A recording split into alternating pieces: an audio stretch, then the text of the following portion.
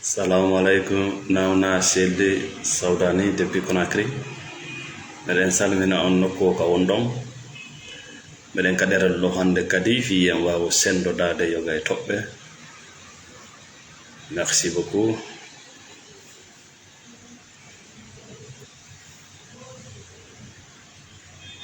No tawa tobbe de duwaden sendo dade ka bimbido. No wodi faljereji di bana adama wadata ko buri hewde kon no tawa e majji nde sikketen aduna on ko hunde wotere nde sikketen aduna on no waywa suudu darnandu mana aduna on no waywa rayiwal siden e din rayiji do mayden e ngar rayiwal don haray ko forcé yen yaw haka hattode ma siden en dun suudu don haray ko be naten e der cuudi dindi fofet majji dun do ko farjere sede ko farjere jogibe sifandido needi ma jannabe sifangal do gandal wallahi be heba sattendeji sattudi fi hondum tuma be yehi ha be sikki awa be gayni ko be miija ara wada ko dum membe ma kayno alla dandude en sikkude en gayni ara en gaynali. Amin. Merci Bari Aliou Rajiso. Merci Mamadou Salif Sounouma, merci. Voilà, le religieux, merci Binta Diallo ma soeur. Le religieux, c'est-à-dire be hollete woni aduna on no waywa immeuble kambe ko non be hollirema aduna on no waywa hoggo c'est-à-dire ko ya jogo don ha timmina hoggo ngongo fa pet mayro ma ko ya remu don ha gayna gonno hoggo sikkay aduna ko non way ma aduna mabbe no waywa lawol terrain andi terrain on doa ka accutude lawol mungol ko yo dogu don ha yaltitoya e destination makko ko faljere mola nande nde buye mede yani e mul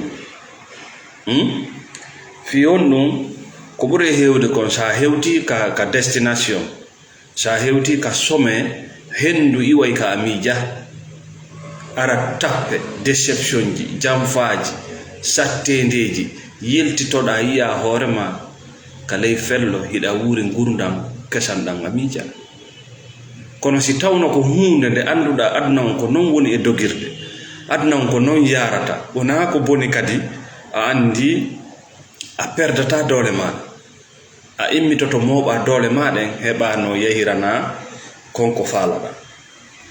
Merci Diallo El Hadji Dalaba, merci à tout le monde. Malik Dortmund, merci Hamid Lyon, Abdul Salam, merci à tout le monde.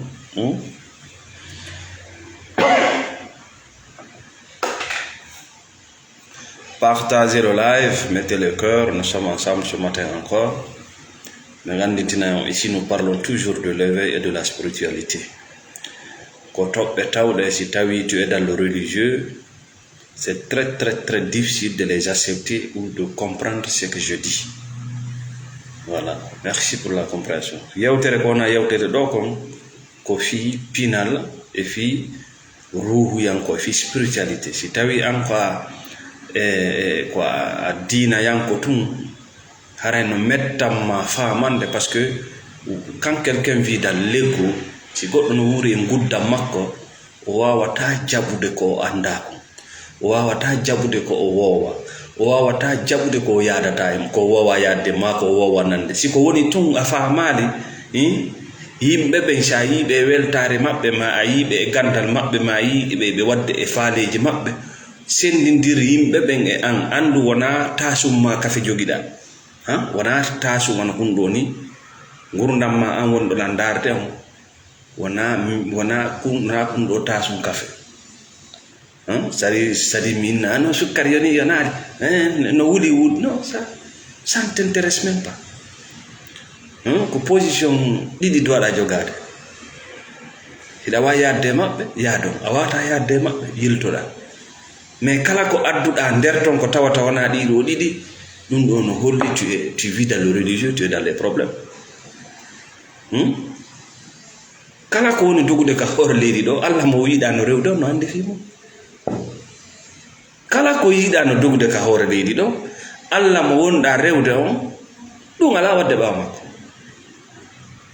bar ko kanko ni gerde on fiyake mais si tawi an dans le religieux tu ne vois que le mal est en toi si tawi an ka diina ala yiɗo sona ko boni bone on na adna on woni koye ma woni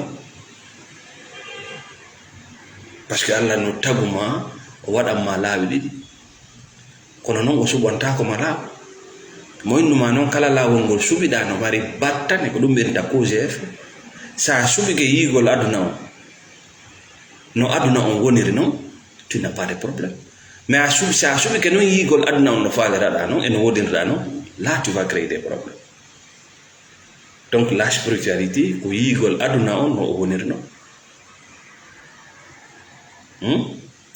haray no tawa e faljereji di buy e meɗen yani e muɗum sikkugol aduna on no waywa immeuble c'est à dire sa acci immeuble Madina a arti ka suudu jango bimbi sa yiltitike Madina a tawa immeuble on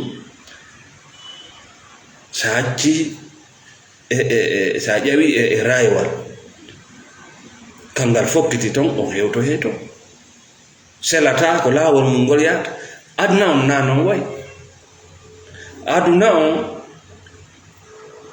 ko nokkure ka yahata ha sikka a gayni moƴƴi ɗo gasi few hendu iwa ka a miija luugo ma ya yiya hoore ma hiɗa e gurdan ɗan a habbano ɗan a miijanoki ɗan a tañƴinanoki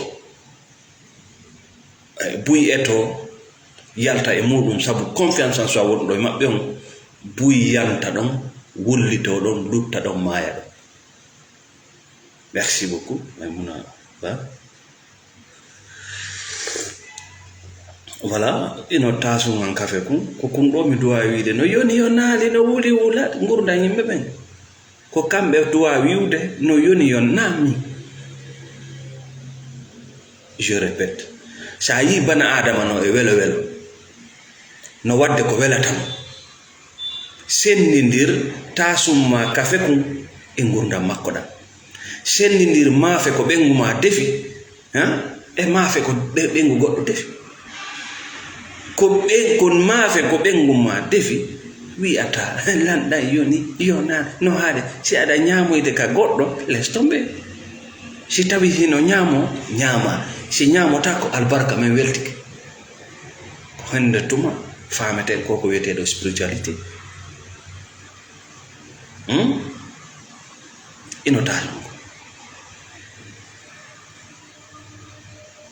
mbiɗa duwa sennidirde kuntasum ɗo e an wonɗo landarde an kadi ɗa duwa sennidirde tasma kafe o e nawna jelli jarabi merci Diallo Dido big up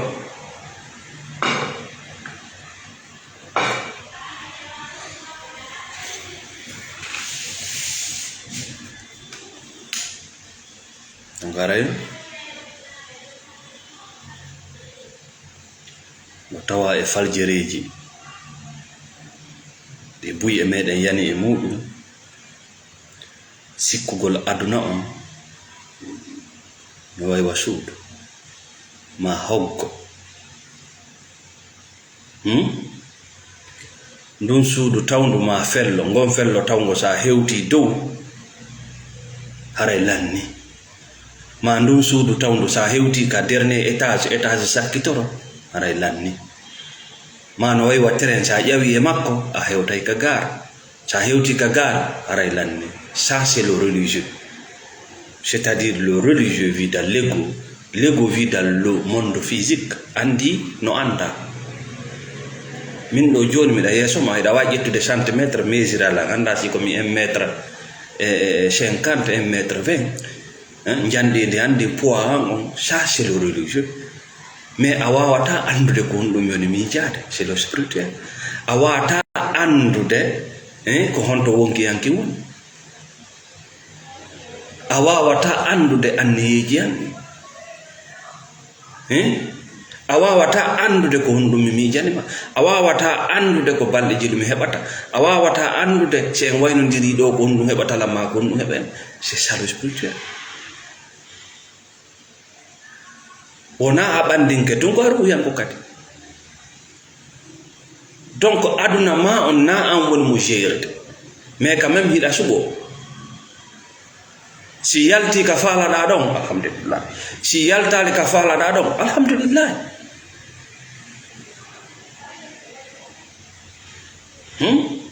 Hiɗa wawi wadde ko woni par mako. Si a waɗi ko woni par mako, kala ko yaltoy to ko ya jaɓa.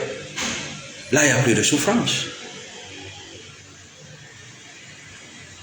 Enen hiɗen sikkude koko yiyete yimɓe puyi no doga fatto association ji, no doga fatto e jokkere en ɗanji, no doga fatto feddeji, no doga fatto leyɗele.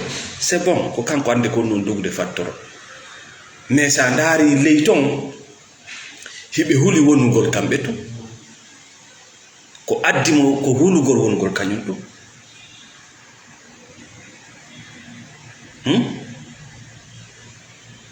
Mais o yejjiti hay sumo wondi e ɓe ko kanko to.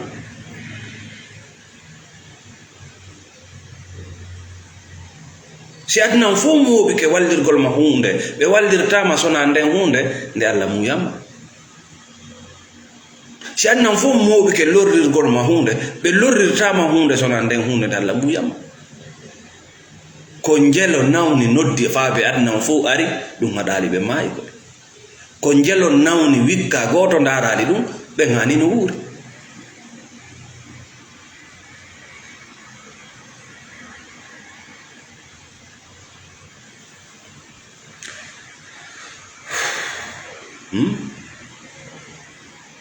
Si a moƴƴali, si a gaynali an tun, a moƴƴata, a gaynata wondude e jama. Ko ɗum bonni jamaji ɗin kamen. A yiye dongal jama fusɓe ɓokka.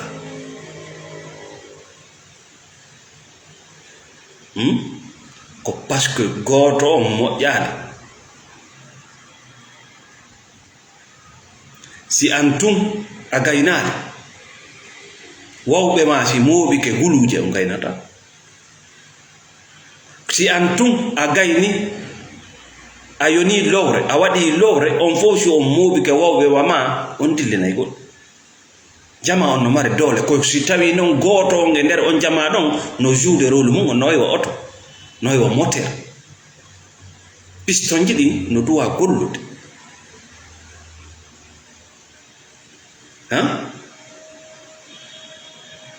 Bloc on no duwa gollude. Bougie ji ɗin no duwa gollude. Dynamo on no duwa gollude. Segment ji ɗin no duwa gollude. Wona yo wonu ɗon tun tawama e jama on no. Donc boy no dogi fatti e jamaji, c'est pas mauvais, mais nder ton c'est un vide, ko vide woni nder mabɓe. C'est cette peur d'être abandonné, cette peur d'être seul. Kono waɗi jamaji ɗi moƴƴata. Merci Fatoumata Diallo from New York. Ko moƴƴinta jama on ko goto on, ko moƴƴugol goto on addata moƴƴingol ɗiɗo, moƴƴugol ɗiɗo addata moƴƴingol tato.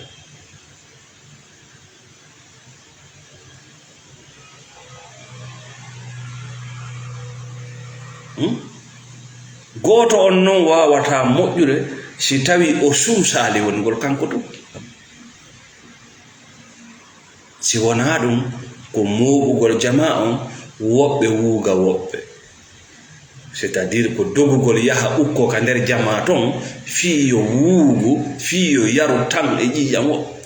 Là tu deviens un sorcier, tu deviens des parasites. Ko ɗum parasite, ko no ɗuɗɗini naafiɗi ka diina, ko parce que woɓɓe no forci woɓɓe yo ɓe woni julɓe. acce mo kala wada travail mamu acce mo kala ara jetta engagement la ilaha illallah muhammadur rasulullah mi andintine dum don hande si tawi a ƴettali o engagement tu n'est pas d'abord musulman en hiɗa doit immade en matin avec intention wi'a la ilaha illallah muhammadur rasulullah ko c'est-à-dire ko ahadi wonda ƴettodade Allah wota tawe tun e groupe on ɓayi ko a Mamadou ko a Adama ko a ɓi waliw no Allah hato jini hayɗi étiquette ko an hato jini ɗum e musidal manga. Je suis musulman, c'est un engagement.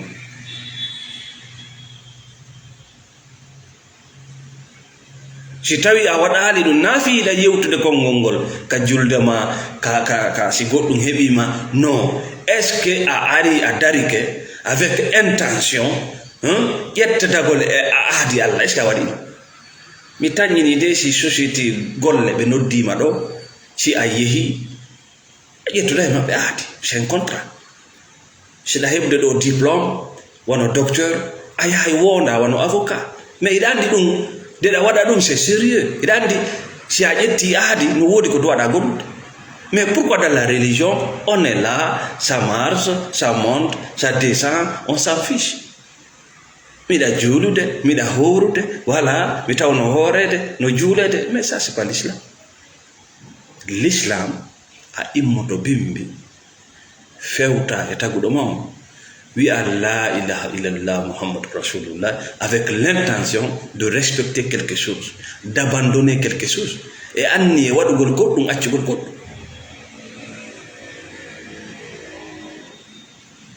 ay waɗanay ɗum hoore ma yumma ma waɗantama ɗum bemma waɗantama ɗum musidal ma waɗantama ɗum inde nde jonnaɗa nde waɗantama ɗum buye mo yawe yawmal qiyama tano windi katine maɓɓe kufar ɓe jiɓo mais comment je suis kufar, j'ai passé toute la vie à prier ittugo sadaka mais tu t'es jamais engagé devant ton créateur, tu n'as jamais signé le contrat. A signé le contrat way tu es là mi taw mawɓe amme way minen ko 75% leydi ndi hey minen ko waliya non ko an andi ɗum mi sikki de si lewru maayi ko signuɓe contrat ɓen habbi jolde mi tanjini de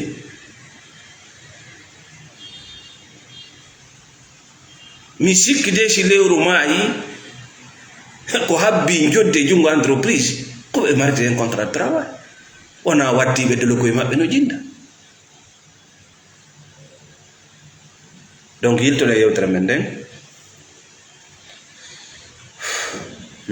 récupérer et renforcer votre dignité, votre religion à partir d'aujourd'hui. Hiɗa mari doole, hiɗa mari dimmu, yiltito yaha hetta ko goɗɗo no récupérer ɗum, goɗɗo no récupérer ɗum no jonnuma ko wiyete ko religieux jogoɗon ha satta, rewgol yimɓe jogoɗon ha satta, rewgol leyɗele jogoɗon ha satta, rewgol lamɓe, rewgol waliyaɓe, rewgol kaburuji, rewgol koyɗi ko goɗɗum goɗɗo jonnuma o jattuma honɗum ta force spirituelle, o jattuma honɗum ta dignité dimu mango. Dimu na he jogagol teddungal na yo goɗɗo teddine quoi na ko goɗɗo enta ɓe sentike ko jooma gabila na ɗum won teddungal. Hiɗa waɗane ɗum siɗa mari jawdi, hiɗa waɗane ɗum siɗa mari maaro ñamete, hiɗa waɗane ɗum siɗa jogii paatawo, na ɗum woni dignité, na ɗum woni dimu. Ko woni dimu ko andugol hiɗa foddi e ko jewɗa, dimu ko andugol hiɗa foddi e ko jewɗa, ndu ɓandu ko an jeynaɗo.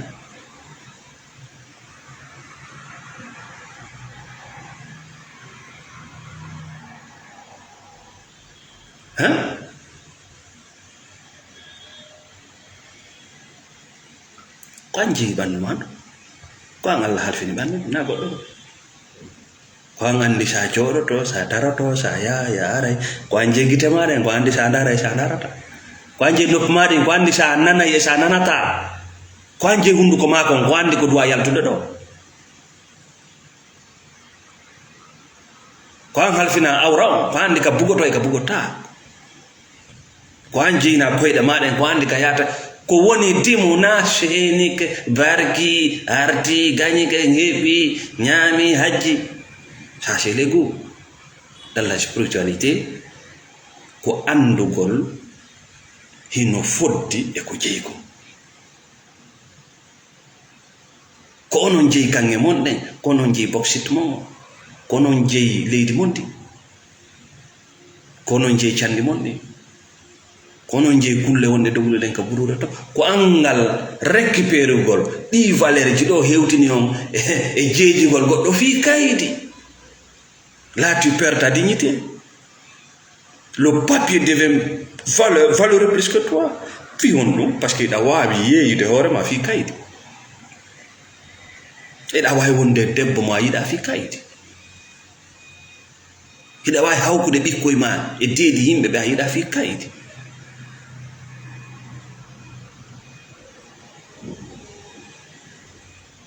Ha? Ida way wondude e groupe hulugol wata mayuɓe ɗon ko ɓe surde wata heɓu haaji ɓe ɗon ki ar c'est pas la dignité wona ko hato jinɗa merci Ceerno Sadou depuis Bissau yes wona kaari no naɓida kaari no anda kaari ko moƴƴo kaari no naña c'est pas ça la dignité c'est l'esclavage. Parce que ida huli wonugol goto parce que ida andi a goto a gaynata donc ida natude ka association ka jam ka musidal suudugol insécurité ma e a nafataɓe noon hay hunde a nafata on jama hay hunde parce que a nafali hoorema hiɗa ka nder jama ton juste pour exploiter leur présence using them as a means of escape. Hida utilise de on jama don fi ya dogu ko doada fewtude e mun ko horema. Merci Sidi mon nene maram depuis Conakry. Donc la dignité landa kite dungal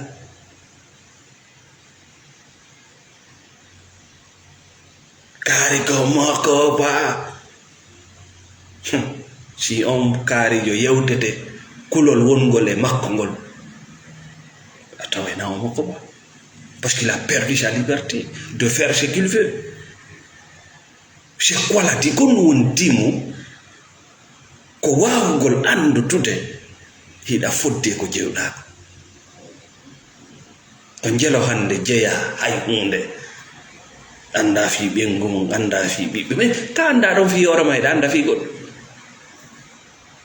kari da hondo na mo bi do bagage o yaha tawa men nokkel kari bum hewti hidi ida ko jelo mo woni golle de ida ko jelo mo woni e leydi ndi ida ko jelo mo suti bibbe mumbe no okkitirede kono ida ala ko wa ko jelo e mon jogi jawle fe jonta ko jelo e mon jogi cuudi walota ko e majji ko jelo e mon jogi rewbe yidata e mabbe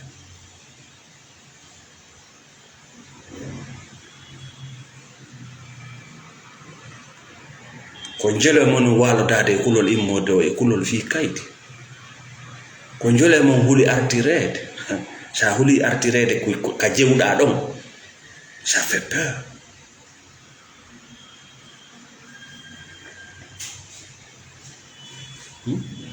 Donc arrête.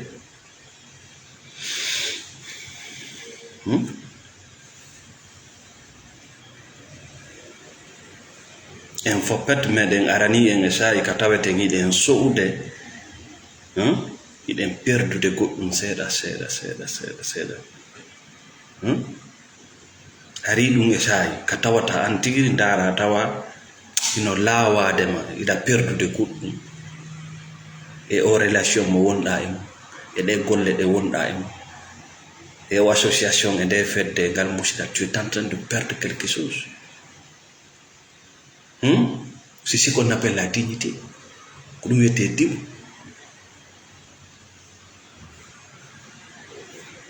Sabu golle toñayde de wonda e mum golle toñe sabu relation ji sabu salaire ji fuufa fuuji sabu facture ji feƴƴutuɗi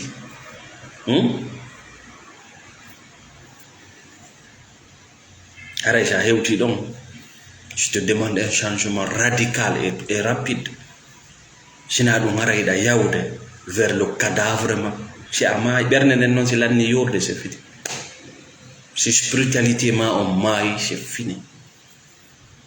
C'est fini. C'est un voyage non retour. Mais matchinin te hanyande surala. Tu vas pas faire ta vie. Jamais.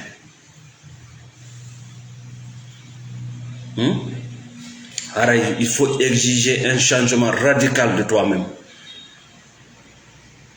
Haba fi haqqeji maɗi ɗum wona bewre, c'est du courage.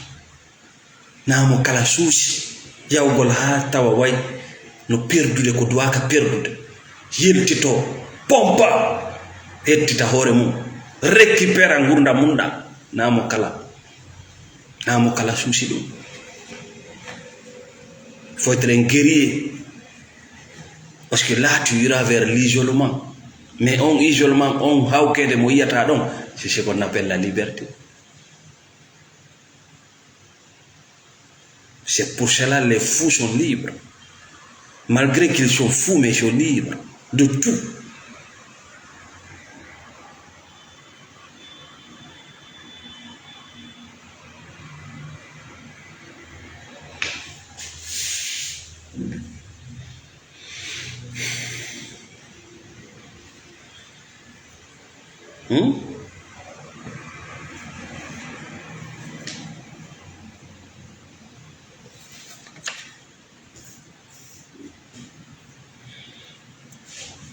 En wi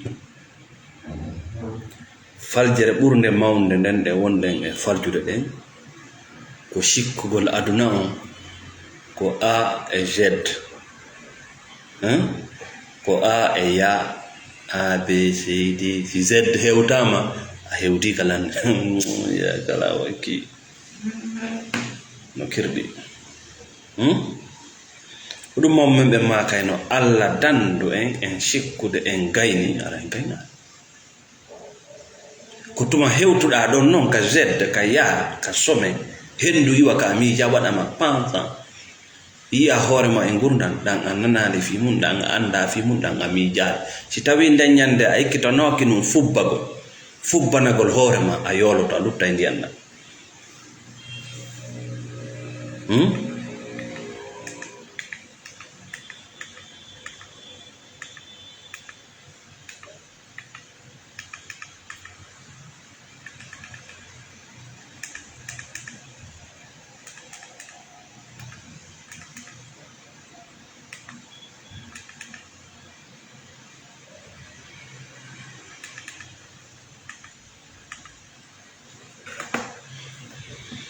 Donc haray ko honno non goɗɗo wawata yaltirde e ndumurando ɗo. En fo e meɗen hiɗen duwa finude iwen ka wonden ɗon. Si tawi o tigi jaɓali waɗugol premier pas spiritualité makko hiɗa duwa jaɓude finugol ko non duwaɗa famude tuma kala yiwɗa ngenage ɗo nge fini, ngenage ɗo nge yalti nge immike, andu ko fuɗɗode goɗɗum. Tuma kala yiɗa nge muti, andu ko lannode goɗɗum. An kadi ko non duwaɗa wurirde. Ñande wo ñande hiɗa wawi fuɗɗade goɗɗum, hiɗa wawi waynodirde goɗɗum. Tuma kala nanɗa goɗɗo wima teddungal mum kaari jibinanama bobo, c'est un début fuɗɗode. Tuma kala goɗɗo nodduma kaari assalamu aleykum, kaari notike lajjal, kaari fatike ko lannode goɗɗum. Tuma kala fuɗɗiɗa ngesa mamba aroɗa ha wawɗa andu a yi fuɗɗonde. Donc la vie c'est comme ça. ko Allah tunguni mara ɗum ɗo ko lutti kon fof si jaɓali ɗum ɗo tampay on résistance au changement début fin kala sali ɗum ɗo va souffrir atto a heɓde feere atto a heɓde 30 ans 40 ans excusez-moi Allah rewnete e alhaaliji ɗuuɗuɗi alhaali be alhaali no mari fuɗɗode no mari lannode alhaaliji goo no ton ko fuɗɗode alhaaliji goo kono en jaɓataɗi lanna en falaka yo lanna par ce que en wiyanoma aduna on ko suudu aduna on ko hoggo joni an a naati ka hoggo ko ngon hoggo ɗon ɗaɓɓa on tawama e marɓe on tawama e dimo a tawama e mokko baaɓe a tawama e dewgal na yo lanno karam ko batini faaba mbile faaba musidal faaba na yo lanno c'est ça la souffrance. C'est ça la souffrance. C'est ça l'ego, c'est le religieux.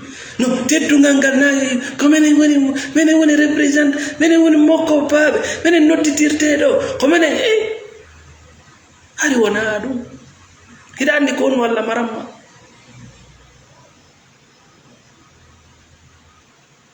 Ñande wo ñande Allah addante opportunité keso dambugal kesal fiya yaltu e nder suudugo naata e ngal ɗon dambugal mais buy haalino dari e dambude on mbaɗa ɗe dambude ɗen on mbanoma neɓiɓe ɗon wo ko giɗo wo ko musida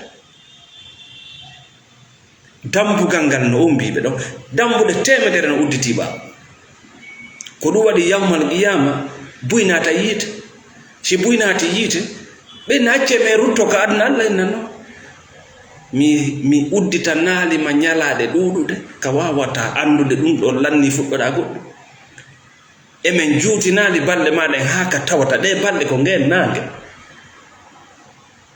Chaque jour est une opportunité de fermer une porte, d'ouvrir une porte, mais ka neediji men en ekkitaka ɗum eɗen ekkita uddutugol baafal mais en ekkitaka fermugol. Sen udditi si koko boni wonton ko be konko boni wara e marado en anda yaltugo sen udditi baafal en tawi koko moƴƴi wonton koko kum jonjo konko ton mayata si goɗɗo ekkitima uddutugol baafal innamo ekkitin kadi fermugol. C'est très important. Sa ekkiti ɓiɗɗo ma uddutugol baafal ekkitumo kadi fermugol. Baba ari mo leno bafa do uditirte o uddita o naata yalti o yalta fermi ferma tu respectes cette formule inad nangoni kala ka naatuɗa a yaltay si a naati tawi ko faalaɗa kon no nder ton ko nafata kon no nder ton la base si ɗum ɗon acci yaltu no nokkugo kadi kono o naaɗo par ce que wiyanoma ga voilà si a ƴawi ka terewal kaka gaari a hewtata sa ƴawi felle ngon a hewtay ɗum sa naati ka suudu ɓeta sakkitoron ko a hewtay bon so hewti ɗon noon o sikka ko ɗum ɗon woni gaynugol non ko fuɗɗode goɗɗum ko lannode étage on noon ko fuɗɗode goɗɗum fuɗɗode piiji ko lannugol piiji no yo gurdam men ɗam yaltugol bobo ka tege yumma makko ko lannugol gurdam ɗaɓrugo fuɗɗo gurdam adunago mayugol oti ko lannugol makko gurdam aduna fuɗɗo gurdam akira. Mais c'est très simple que ça ko ɗum waɗi ka relation ji sa fami o forme ala tampude sa wondi ɗo joni aden a wondi e makko hande ko peinture dane o jogi jango a yimo mo waɗi peinture ɓale ɗum ɗa lanni ndaru si tawi ɓale o noon hino yaado si yaado taynuno ko dane on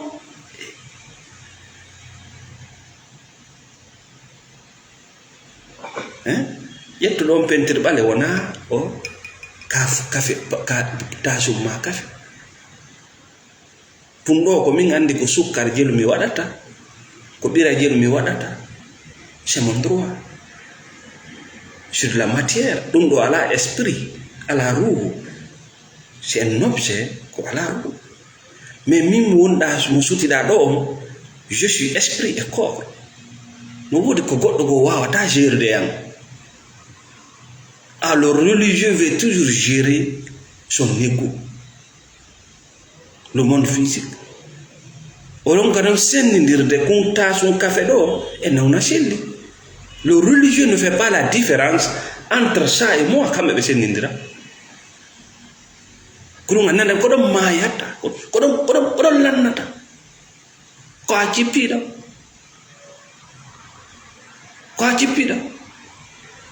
ko mi wi ko waɗa nagge. Ɓe sennindira téléphone e ɓengu maɓɓe, ɓe sennindira portefeuille e mawdi maɓɓe, ɓe sennindira armoire e faale ma o sennindira dépense ko wonma jonde kon e gurdam. Tout est mélangé chez eux.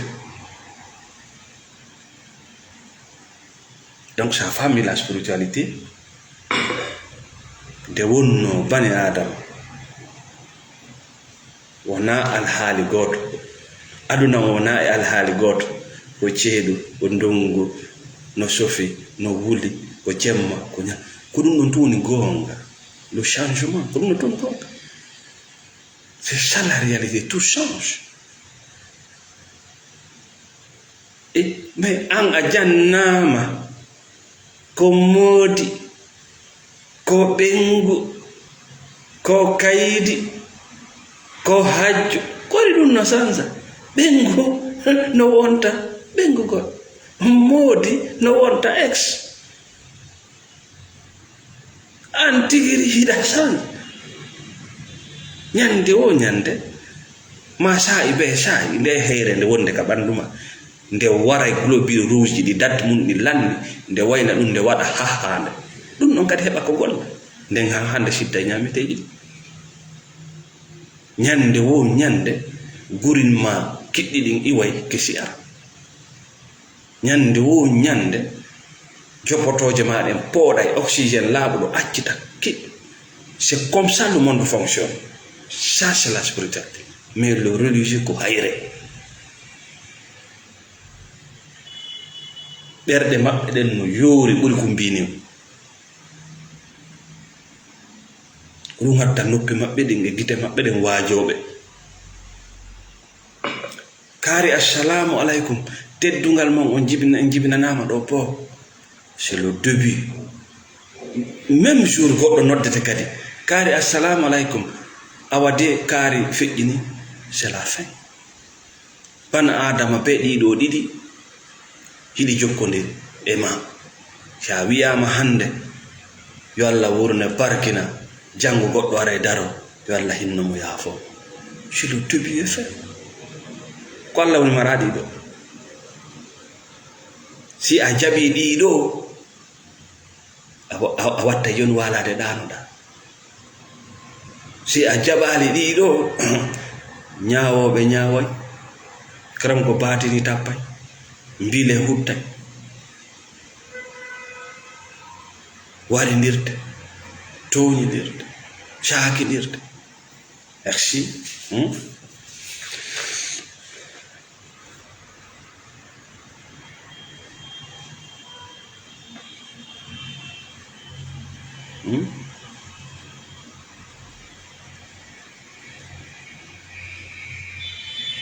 Haray sayi on hewti kay motoɗa hetta dole maɗen e dimmo mago, hetta valeur mago. Handa hiɗa foddi e gurdam ɓurɗam moƴƴude. Anda hiɗa foddi e gurdam ɓurɗam moƴƴude. Wona goɗɗo do ma darande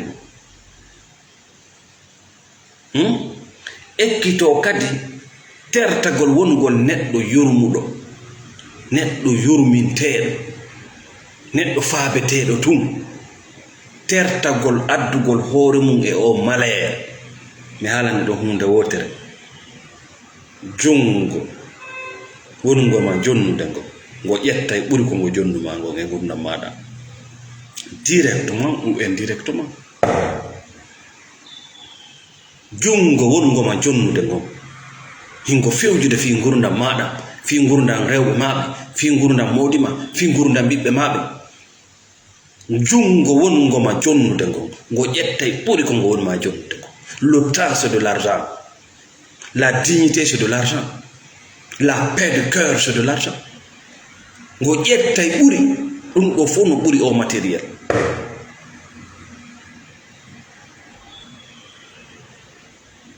Ngo ƴettante ɗum ɗo, ngo ƴettante diina ma kam.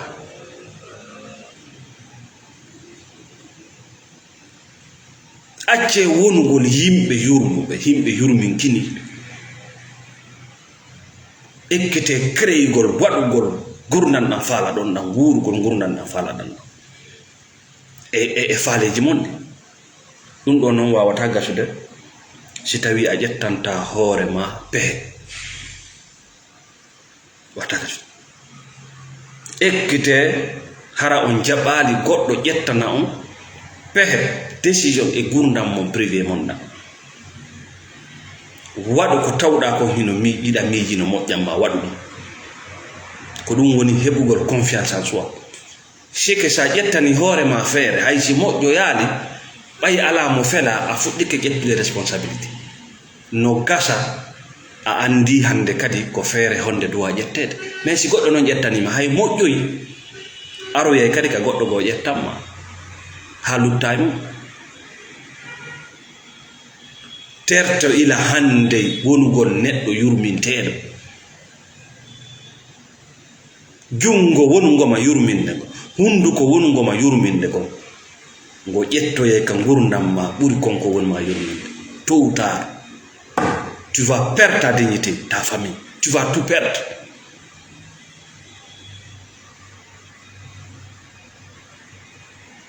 Parce que si neɗɗo wuuri kadna ɗo wana gurdam ɗan o faala ɗan o woni e mum, ko ɗum woni maccangaako, ko ɗum woni maccuɗo, vrai maccuɗo. Tuma yiwɗa hoore ma e golle ɗe moƴƴanama, hiɗa e leydi nde moƴƴanama, hiɗa wondi e goɗɗo e dewgal mo moƴƴanama, kono hiɗa ɗon. C'est ça l'esclavage, na goɗɗum ko. Ko jelo nawni aduna on fof faabiɓe ɓe maayi. Donc holli wona noon. Ko jelo nawni goto faabaki ɗum no wuuri. Wota hulu goto, hulu wongol vide, wongol zéro, hulu ɗum ɗon. Wota hulu wongol antu, hulu ronkugol wondugol e hoore ma, hulu ronkugol gaynude. E to wona meilleur e goɗɗum ko wattita an e aduna o. Wota jaɓu ɓisagol e groupe fiya suuɗo, fiya suuɗuta fiyakal ma. Si tawi hiɗa e nder groupe tawata a gaynata goɗɗum, a lorri groupe on, a lorri hoore ma. Si pièce oto no e nder oto wala gollata, ara o darni moteur. Donc lannode yewtere men en wiyay en fop meɗen hiɗen doit ƴettude la spiritualité et le réveil e nder gurdam men ɗam, hiɗen doit finnude. Si ko ɗum ɗon tun woni, si a fini a yiltitotako e ngayka, hiɗa janga yiltitoɗa e majjere, mais a finata yiltitoɗa e majjere, jamais. Hiɗa janga ha gayna few, jonneɗa diplôme few, yiltitoɗa e jahiliyagal e majjere, mais aduna a finata yiltitoɗa e ngol ɗo e ngol majjere. Non, ko ɗum wiyete ilmul yaqin, wo yi'undu e nanudu nagotu doɓata, pinal ko yi'ugo. A yiyata noon ɗan le religieux, parce que le religieux ko sakkoto ɗum, ko raɗoto ɗum, ko wikkoto ɗum. Le religieux jaɓali ko duri jaɓata, kañum ko yo waylu. Le religieux résiste au changement.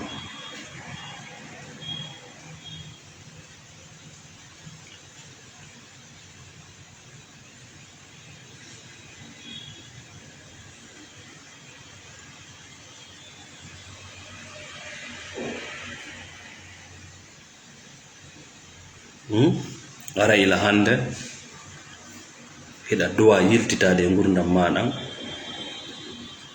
hetta dole maɗen, hetta dimu mangu anda hida e foddi ko jewda sayi goddo no fewjana gurdam ma dan a anda hida foddi sayi goddo no hulbine artirgol maka leedi ma a anda hida foddi sayi goddo no wade embargo a anda hida foddi e wongol antum a anda place ka wiya wono don c'est ce qu'on appelle la liberté yewton do fi banade ma goto mo mi kanet sama beaucoup inspiré hari ko neddo célébrité molanado andado molanado chez les médias et autre chose ko star jo o hebi défaite o hebi déception ji o hebi sattendeji o yore makko ko lawol e mo dabba nyameteji makko e pubele mo jinda yimbe be mawbi argol wallitomo o wiway dum do mais arbe ben kambe be holi be arde be seltina oya e l'enfer et souffrance mais ko jabi be ko kambe be famal yak mais moi ça m'a beaucoup inspiré kono go wibe bay be ari bo me mobi ke men créer association men wadi kagnot ko to tikatata wallita golma ya yalto yo ngurnan na wonda do mais dit mais je me sens libre, je n'ai pas besoin d'aide, je n'ai plus de peur kami woni do mi da hetti da wonde dimo an kami woni do mi wonda e kulol l'existence sociale, c'est-à-dire pression sociale ala e hore makko dum o faala wiwde wonu dum wadu dum naati andi les stars wi wuri ngurda sattuda hay sa yida cionci a wattoto hay sa yida makiya sa waday hay sa yida no yarete a waday hay sa yida hano haalirte a haalay voilà c'est l'existence sociale ko dum accitimo il a perdu à cause de la drogue tout ce qu'il avait mais si o yawoyi don o wonta neddo spirituel neddo dimo neddo libre c'est-à-dire o yeya o yitago makko o yitike o yi ko hombo alla jippini mo ha a l'état animal o wonno do sommet sikkuno do gasi o arte a l'état animal asfala safli ta ko yawo poubelle ndara so be ko nya il a perdu le non tout mais ko don no o yidata yalla c'est le début de quelque chose kono buye men en faala ka ko wonde ngem ko yalla e ko honno non ko faala ko garirta ko dum woni o hullita ko faabe batil bile nasher dal parce que goddum lannino il dit nyet lannata mi hewti ka some lannata ko bebi yana mbudi riba lannata ko bebi wada ko wadetake nayo lanni si lanni sa jabi lanni ayya kisan kesu sa jabali lanni c'est l'enfer ara ko do ne haddo hande mi weltani ka kala jettube tammun centi nawna selli merci Ousmane Ba, merci Thierno Sadou Ba, merci Aliou Bari Kisidjougou, merci Big Alas, merci à tout le monde. Salam alaikum wa rahmatullah.